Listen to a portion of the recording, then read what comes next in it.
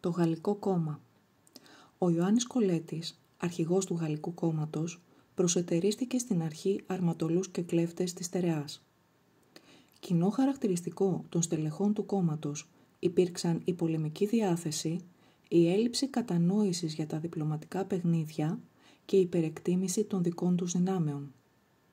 Απαιτούσαν δικαιοσύνη για τους αγωνιστές της ελευθερίας, την οποία εννοούσαν ως την υλική αποκατάστασή τους μετά το πέρος του πολέμου. Μετά τη δολοφονία του Καποδίστρια, το Γαλλικό Κόμμα κέρδισε οπαδούς στα νησιά και σχεδόν σε ολόκληρη την Πελοπόννησο.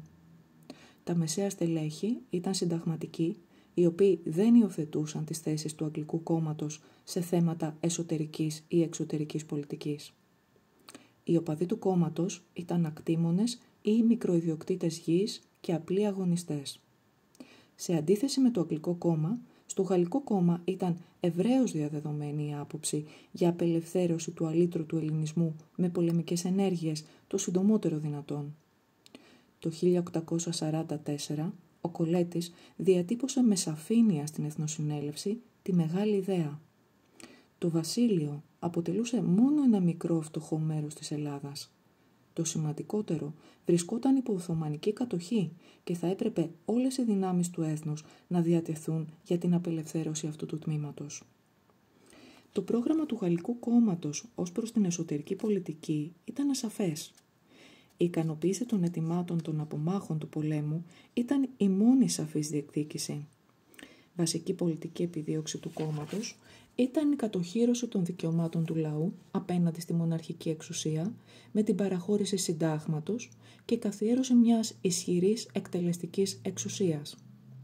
Κατά την περίοδο της Βαβαροκρατίας, το Γαλλικό Κόμμα αγωνίστηκε εναντίον της ξενοκρατίας στο στράτευμα και τη διοίκηση και απαιτούσε την επάνδρωσή τους με ελληνικά στελέχη. Το Γαλλικό Κόμμα υποστήριζε την πολιτική διεύρυνση των εδαφικών ορίων του κράτους, εκφράζοντας κατά κύριο λόγο τα συμφέροντα των ατάκτων, οι οποίοι μπορούσαν να κερδίσουν τη ζωή τους μόνο από τον πόλεμο. Ασφαλώς μέλημα των προσφύγων από αλήτρωτες περιοχές ήταν η απελευθέρωση της ιδιαίτερης πατρίδας τους. Εξαιτίας αυτής της πολιτικής ονομάστηκε και Εθνικό Κόμμα.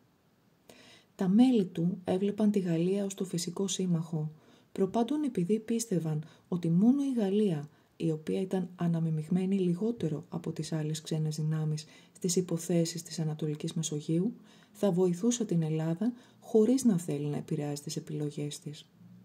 Πολλοί οπαδοί του κόμματος είχαν μια ιδεατή εικόνα για τη Γαλλία, την οποία θεωρούσαν ως πρότυπό τους.